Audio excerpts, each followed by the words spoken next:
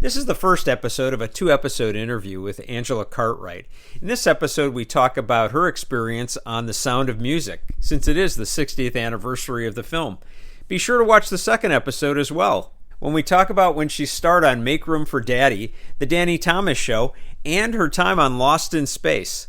Enjoy. Well, fantastic. Like I always like to say, today is really a fun day. I have somebody returning to the show, but this time she's on her own, and she is definitely an amazing woman. So she was in The Sound of Music. She played Brigitta, and this is the 60th anniversary of The Sound of Music. So we are definitely going to start there. But she was also Linda on the Danny Thomas Show. She was Penny on Lost in Space. So I'd like to welcome Angela Cartwright. Hi. How about that? There I am. Yeah, it's awesome to have you on, though, Angela. Thanks for coming back. For those of you that don't know that are out there, Angela was on with Bill, and we talked about Lost in Space quite a bit, and we'll talk a little bit more about that in a bit. But let's focus on Sound of Music. All right. Okay. I guess my first question was how, I did a lot of research on you, and it sounded like you really felt like you were Brigitta while shooting The Sound of Music. Is that true? Like you really kind of took it on? Well, I think Brigitta fit me the best, like an old sock. I did audition also for like an old sock. That was weird to say. I did audition also for Louisa, but for some reason, Brigitta was just more me. And they tried me with a blonde wig, and they decided to go dark haired. A lot of that might have been because they had decided on Chris Plummer, but I kind of liked that Robert Wise diverted from the all blonde, seven kids. He had some original thoughts, and I think it's a part of what made this movie so popular, because there's always people come up to me and say, "Oh, I just so associated with your character," and each one of the kids had kind of their own personality, and you can see it in the lines that they say. So I think that was kind of a charming part. But yes, I did take on the part of Brigitta. It took us over a year to film the movie. We had a lot of rehearsal, and we knew those songs inside and out. We know those dance routines to this day inside and out. It's like ingrained, it's something you did so much. And Robert Wise wanted us to be totally prepared when we went on location, and we were. And so when we refilmed things, it wasn't because we totally went up on the lines of the song or whatever. We knew them all. So in a year's time, yes, I wore Brigitta Von Trapp pretty well. Mm-hmm. The original character Brigitta is Hedwig Von Trapp. Interesting. Okay, that's an interesting piece. I didn't know that. Wow. I know. It's she went on to be an owl in Harry Potter, but yeah. I guess the name didn't resonate as much, so they changed it to Brigitta, which I love that name. Yeah, possibly not the same. Now, it's funny that you mentioned that. Just in my head as you were talking, I pictured that initial scene when Christopher Plummer is introducing you. The family does the whistle, and you all come down, and you're downstairs, and you have a very sarcastic line actually in that moment that I recall. Like you say something like, "Well, whatever." I can't recall. But what was that? First of all, was that shot on set, or was that shot in a home in Salzburg? Okay, that particular scene where we came down the stairs, and we also sang So Long Farewell in that particular stage, that was recreated back in Los Angeles. So that major staircase, that was a set, but they had taken it all from places that were in Austria. So there were several places that were at the actual locations, and then there are many, many scenes that were created back in Hollywood. And also the big party scene where everybody's dancing inside and outside, that was taken from it's a beautiful, it's so gorgeous room that is in Leopoldstrom, which is in Salzburg. And the pictures on the wall, they're all kind of gold leaf around the frames and everything. And I lead a tour every year to Salzburg. Wow. And take these people to the actual locations and tell them my little stories. And when they see that room, it's just so exquisite. And they recreated that room. So, there's a lot of little moments like that. Oh, that's amazing. It's funny. It was many, many years ago, but I went on that tour, not with you. I wish it had been with you, but I did go on the Sound of Music tour. And it is, sometimes they take you on these tours and it's like, it's okay, whatever. It's fantastic. I mean, it's like you literally, you can't. No, one of the reasons is that everything looks exactly the same. I mean, the movie was 60 years ago. And when I go back there, it's like being in the actual, like the stairs in Mirabelle Garden, exactly the same. The Pegasus Fountain, Fall, Long, Long Way to Run. That's all there, and you can see it. And you can watch the people recreate it, which they always do, which is just so much fun. I love to stand on the sidelines and watch them, run around Pegasus Fountain and go, no, they don't have that right. But, we did go back. It was 10 years ago. And we did recreate for British television. They did a documentary on it, and we all remembered the whole routine going up and down those stairs. Wow. It's an exquisite city too. It's beautiful. They keep their historical statues, and it's just pristine. It's a beautiful place to visit, whether you go on the Sound of Music tour or not. It is really a beautiful place in the world. Oh yeah. I got to tell you, it's funny. There's certain people that I interview and we talk about their, what they were involved in.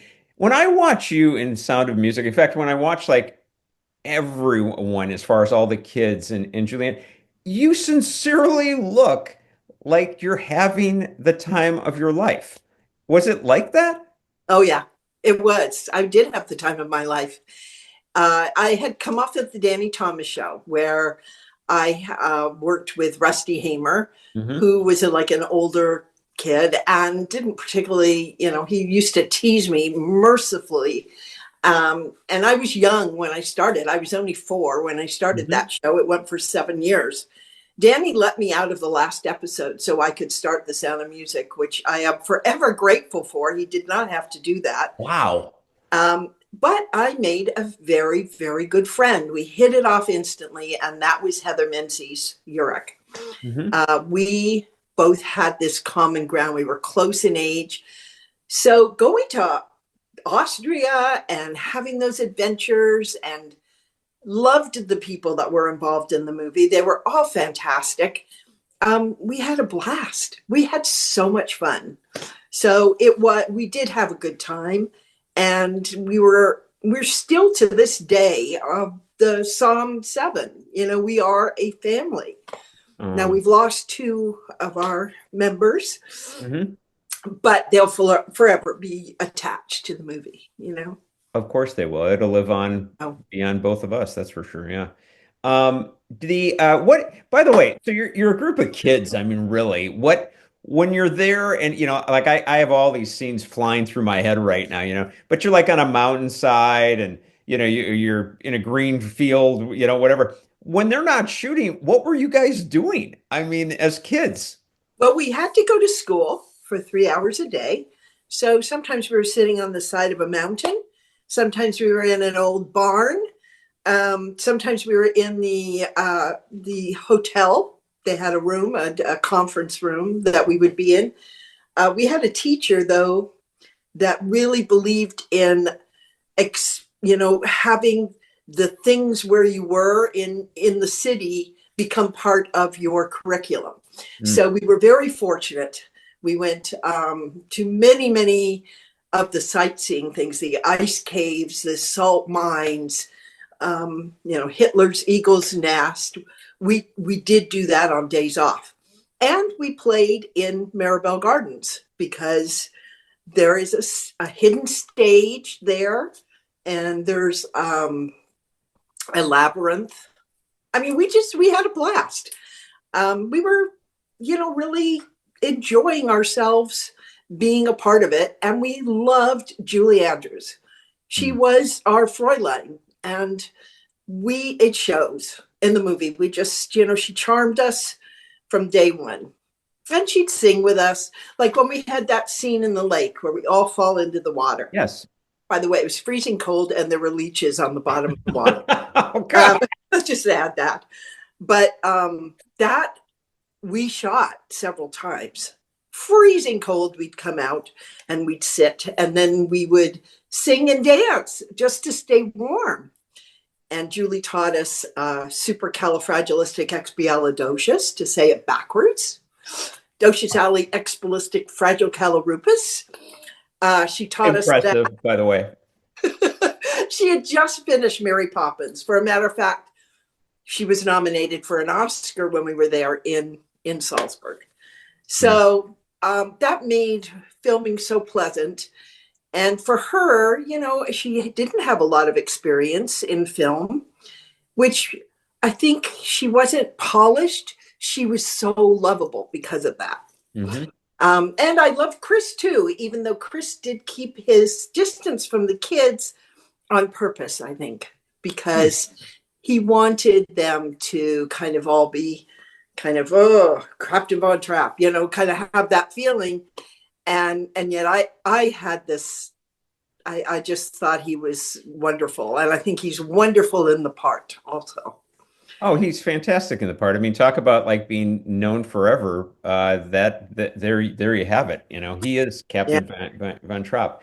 It's funny that you brought him up, by the way, because yes, I have heard that multiple times that he didn't like kids, that he really didn't. He was very poo-poo about being in this film and everything like that.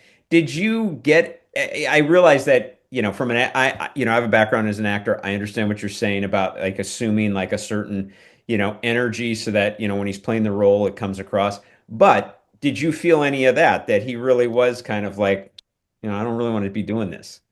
No, I never did. I think he at the time was afraid that he would be typecast with this saccharine sweet part. But if you really, really watch him, if you watch The Sound of Music and you watch the whole transformation that he has, there's such a lovable part about him, even when he's being mad at us or angry, or he's like trying to not like Maria. And I think he later admitted in his book that he was wrong. There's a good chance that he would have been an actor, one of many, where he would never have, being a good actor, there's many, many good actors. Sure, I understand. They never get their break because of what he brought to that part, which is not saccharine sweet at all, I don't think. No. He brought, people were in love with him as far as, the older women. I didn't realize until I was older just how gorgeous he was. And then I was like, oh my gosh, he is a gorgeous guy. When as a kid, I was just, I knew I was acting, but if you notice, he does reach for me a lot. I am the one that he goes to. Yeah, I do notice that. I think there was just some kind of, I don't know, respect for each other, even though I was a kid. Yeah. But I'm sure he knew your background. I mean, it wasn't like you were just coming out of nowhere. I mean, off the tune-up truck. I think, some of the other kids did not have that kind of experience. Nikki had been in a movie before, Lord of the Flies. Kimmy had worked in TV and done a couple movies, and she was like so little. Yeah. But the rest really didn't have that experience, which, I think Bob Wise took a chance on someone who didn't, but he didn't want it to be polished. He wanted the kids to be real, and that really, and not Hollywood affected. Right. Did you, and I might be mispronouncing her name. If I am, please let me know. But was it Charmian? Uh, Charmian. Yeah. Charmian Carr. And I had seen that she had actually her mom actually had gotten her in there, that she was a physician's assistant. She wasn't even an actor or a singer or anything else. It's Yeah. kind of hard to believe. I mean, I watched the film again after I learned that, and I was like, I mean, she was a natural. Like, Yeah. holy cow. With the most amazing eyes, her blue eyes and her voice. And I'll tell you, her kids, she has two daughters, sound exactly like her. It's Wow. freaky. There's just a cadence to her voice. I think, everybody in Hollywood tried out for this part, tried Mhm. out for all the parts. He interviewed people in London and New York and LA. And the fact that she actually got the part, Bob Weiss saw something in her. Mhm. She does have a lovely voice, and she did have a charm about her. She was much older. She was 21. She wasn't 16 going on 17. Yeah. But I think she carried it off really, really well. And she was lovely. Charmian was just a lovely human. She didn't shoot much after that. She did one movie, I think, and then she went on to be an interior designer. But yes, you're right. She did. She did an amazing job. But that also has to do with having an amazing director. Sure. Brings Yeah. that out, that performance out. Agreed. Agreed. And by the way, there's the story about her cutting herself on the window of the gazebo. Do you Yeah. remember when that happened? Yes, they were filming the gazebo dance scene. Her foot went, she slipped on the bench when they go around and she kicks Hmm. and jumps with Dan Truitt. Her foot went right through, she slipped and went right through the window. Can you imagine? They were Oh probably my petrified. gosh. But they bound her up, her leg. And in the later release of the movie, they have fixed it through a Photoshop. Can't even see where the bandage is. But if you look at the very, very original ones, you can see that it was bound up. Wow. And was that like for a while then? Because I mean, you can cut your foot pretty I good. never saw the cut. I do know that I think she just had a glass cut. She didn't talk about it much after with that, though. So I mean, I wasn't on the set when it happened, so I don't know. Gotcha. If you want to get in on the fun of That's Classic, go to my merchandise store. You can get a t-shirt, a mug, or a variety of items. The QR code is right here on the screen. That'll take you right to the site, or I'll put it in the description below the video. Also, if you're interested in products from Angela Cartwright, just go to angelacartwrightstudio.com and you can get everything that you need. I'll also leave it in the description below. Okay, let's go on with the interview. Hey, the other one that I thought was kind of interesting was, Edelweiss. I always think, oh my gosh, Mike, who doesn't, you hear him sing that and it's like, you're just like, mush. And then I found out first, it's not an act, they actually made up that song, that it's not an actual Austrian folk song. And I heard that the Robert Weiss, I guess, thought that it was, and the extras had to be taught it. Is that true? That is true. He did think that it was like, the song of Austria. He really did. I don't know where he got that from, but it was an original song written by Richard Rodgers and Oscar Hammerstein. I think he was shocked when we did the end in the Salzburg Festival Mhm. that nobody knew the words. I think that was very shocking to him.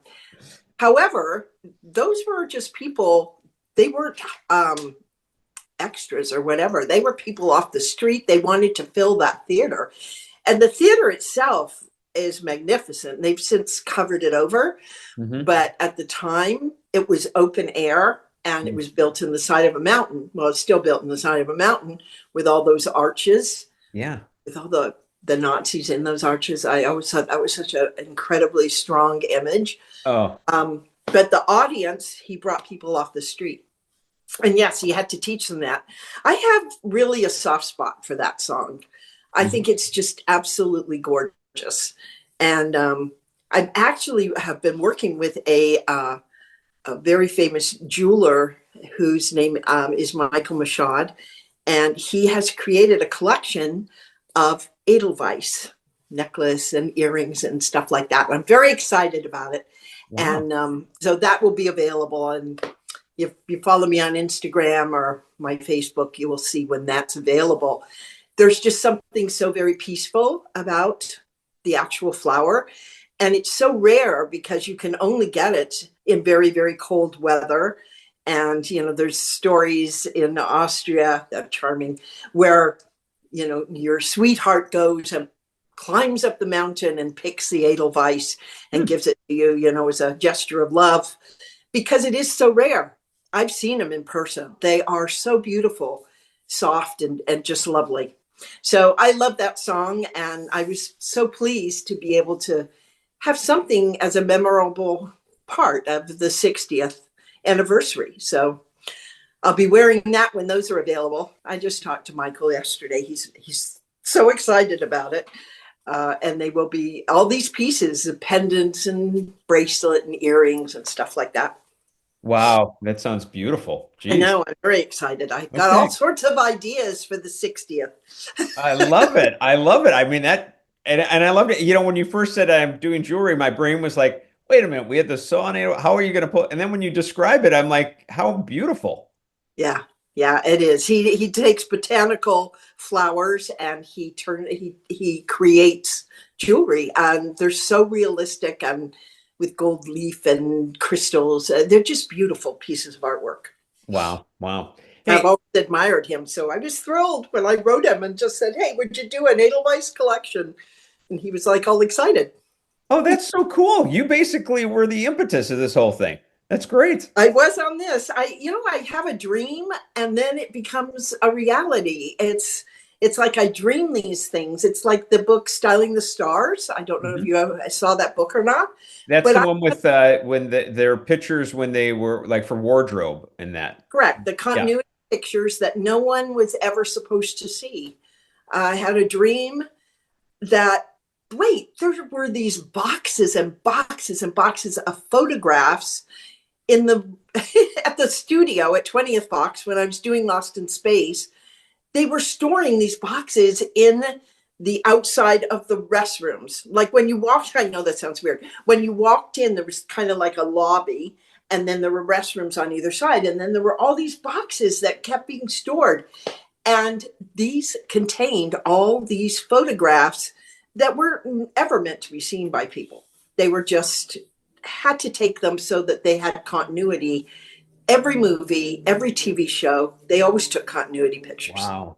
So I had this dream of looking through these, finding these, a lot of times the actors showed their real personality. Some were like, oh, another continuity picture.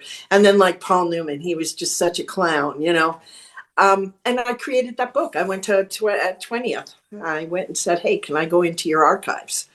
And now they've built the archives and they've removed all those and put them there. And now I'm not sure where they are because now Disney bought 20th. So I'm glad I did it when I did, before they sold 20th. Okay. How much fun was that to walk in there and just, it's like, and here you go. Well, we'll see you later on today or whatever in a week. And just to be able to go through that like piece of history, that had to be amazing. It filled my my kind of archaeology kind of I've always, except for the amount of time it takes to uncover bones and stuff, I always thought that, it would be so cool to like release all these things. So that was kind of what it was. Some of these boxes hadn't been touched for 30 years or even longer. They were dusty. We used the gloves and we looked through these photographs and we're just like, oh my gosh, how do we narrow this down? But it was a blast. It took over a year to go through the stuff and work with the archivist at 20th. So It was great. It was great fun. That book, by the way, won awards. It has Marilyn Monroe on the cover. I saw that picture and I said, that is a great picture to put on the cover. And it won an award for it. So. Oh, I can see why. And by the way, it's a very unique photo of her too, by the way. It's not like what you expect to think, oh, that's Marilyn Monroe. That was my take. You know, she has a hearing aid in. I don't know if you noticed that. You have No. to really look. You know, she had Meniere's disease. I'm not sure I pronounced that right. She had a hearing loss. And in that picture, they were showing her hair. She's holding up the little sign. And I thought that is the epitome, because Hollywood is so smoke and mirrors. It's so fantasy. It is. These are human beings, but they have this whole thing about them. You know, true or false, whatever the studio creates, whatever they want to happen, they can make happen, at least in those days. So I thought that was a perfect example. And of course, Marilyn is iconic. And so who wouldn't want a book with Marilyn Monroe on the cover? Yeah, no, I think it's great. And by the way, for anybody that looks at that, those photos they're so crisp, you know, that's Well, the they other were done with a big camera. Oh, yeah. Okay. 1/4 camera. It was a big deal. Everybody did it. I mean, every show you had a photographer that, you know, I write about that in the beginning of the book, because 20th was like a city unto its own. And there was the barber shop, and there was the wardrobe department, and there was the little medical place, and there was the photo lab. And they would go and be called and come out and take the picture, because they had to match the hair or the costume. And that made it seamless. You can always tell if it's well. Nothing drives me more crazy than having continuity be bad. Yeah. You know? It's like they're picking the glass up, but in the next shot they don't have the glass up, and that just drives me crazy. So I got to my my Virgo-ness. Well, I understand. Hey, earlier we had mentioned the boat scene, obviously, and the famous part about that is that Kym Karath apparently could not swim, and everything went awry and all of that. But now the thing that caught my ears, you said we did it multiple times. So what happened after she almost drowned the first time? Well, dear. I remember her mother standing on the side, my baby, screaming from the shores. And that particular take was not the first take, if I remember correctly. The first one, we all were supposed to fall forward. And Heather was supposed to pick up Kimmy, because Kimmy was right in front of her, and walk up, you know, carry her up. But this particular take, and it's the one they use because it's so hilarious, and that is where Julie falls backwards, and you see her feet go up in the air. It's fantastic. She couldn't, you know, pick the baby up at that point. Julie has talked about, they came up to her and said, oh, just one thing, the little one can't swim. Right. That take was what they used, and then Heather picked up Kimmy and brought her up, but she sunk to the bottom. I mean, we were in a lake, and it was cold too. And as I mentioned before, there were leeches. The reason I know there were leeches is that our stand-ins had to stand for lighting purposes. Oh, no. Yeah, I'm telling you. But it wasn't a big deal to them. They were Austrian. They just pulled them off their legs, and I'm like, there's no way I'm going to have a leech on me. You should see how fast I got out of that water. I just dart. I'm not going to touch the ground. That's hysterical. Yeah. Wow. Did you, I also read that Maria von Trapp and her daughter, which I've seen that scene there at the very back as Julie Andrews is kind of coming through this like gateway there at the back corner. Did you get to know the real Von Trapp family either during the shooting or you know, later? It was later. We did meet Maria when we were there. She is in that one shot walking behind, which I love because it's kind of like old Hollywood where they used to like do these, you know, like Alfred Hitchcock. Yeah. Little things. So I love that. The family itself, we went back. We were invited to the Von Trapp Lodge, which is in Stowe, Vermont. And we had a lovely time there. They put us up, and we met Maria again, the daughter Maria. Hmm. and we're able to spend time with her and have dinner with her and everything. She's since passed, but that was really a lovely experience. And the son or the grandson he's opened like a little beer place, and the wonderful place. You can rent the villas, there's timeshares or whatever. And it's just a lovely experience. And it's very much like Austria. And that's why they moved there. You know, it's very mountainy. It gets a lot of snow. Yeah. And yeah, we still stay in touch. We still exchange Christmas cards. Wow. So yeah, it's a great visit, great place to go to. How did you feel like actually, when you actually met the real person, and did it hit home a little bit like, wow, this wasn't just a movie. This was like, Well, the story is pretty amazing anyway. My Mhm. character had passed. I never was able to meet her, but I did go to her gravesite, which is there up in Stowe. Wow. I think, we were young, so it didn't really resonate that Hmm. this family did this until I was much older. Hmm. And it's a pretty remarkable story. And there's many remarkable stories that, have come out of the escape from, Germany and all of that, and many who didn't. But I don't think it resonated at the time. I was a bit on the young side, I think. I got you. By the way, did you always sing as a child? That's the other thing I thought, because you started off so young.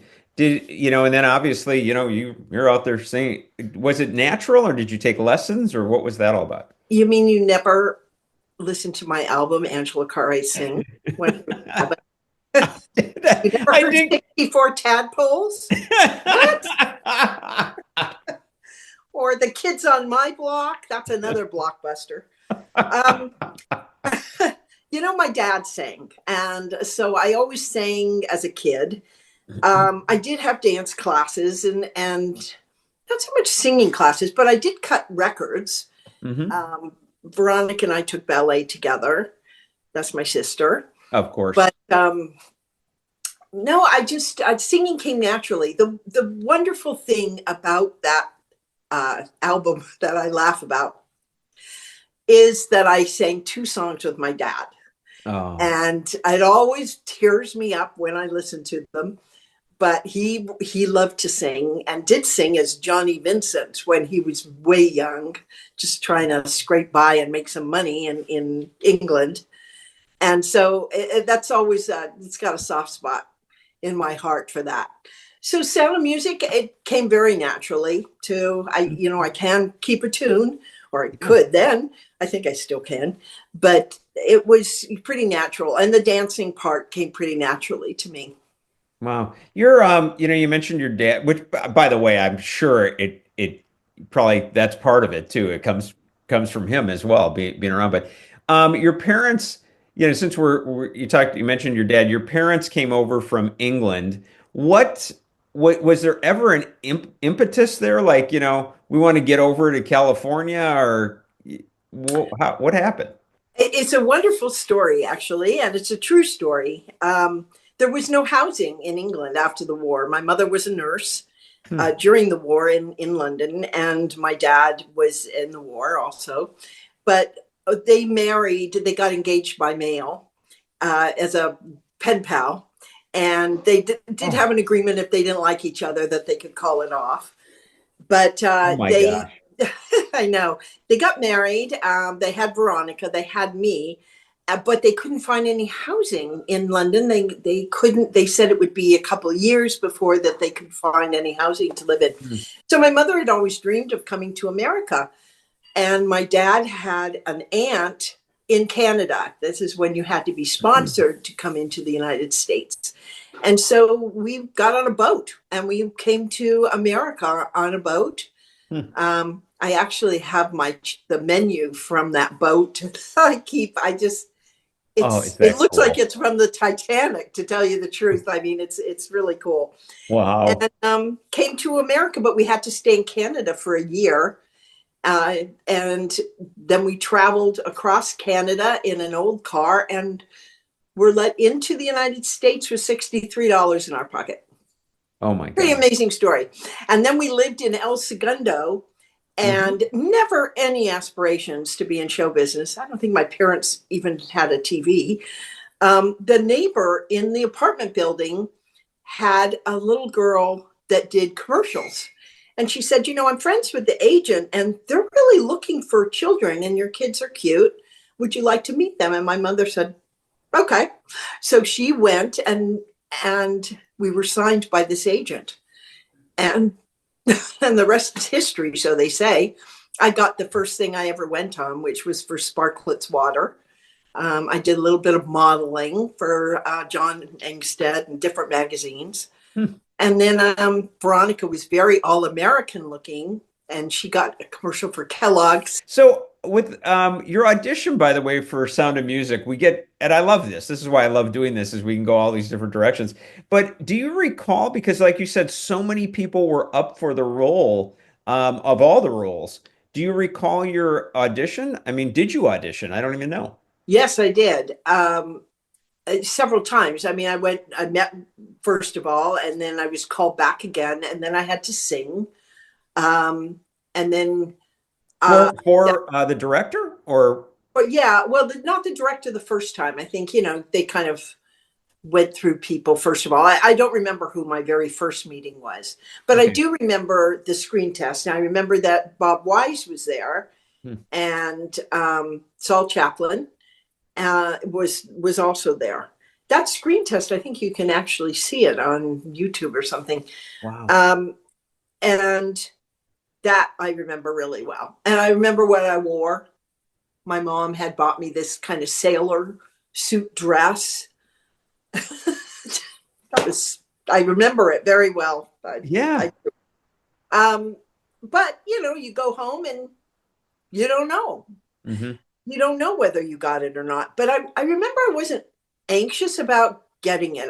Life is just moving very quickly. Hmm. And I didn't really know, none of us knew the movie would be as successful. None of us knew that when we were filming it. And I know Bob was under a lot of stress from the studio. Wow. When take a whole crew over to another country and you're putting us up and, the weather was not agreeable. We had a Yeah. lot of rain. We were there much longer than we were supposed to be.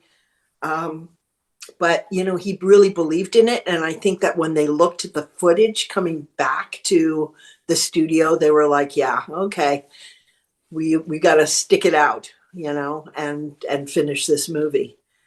And he was an editor, Robert Wise was, to begin with. I did not know that. So, yeah, and I think Del Re Mi was the very first music video when you think about it, because it was. But I don't think any just normal director could have done this. Not that he was abnormal, but he was an Yeah. editor.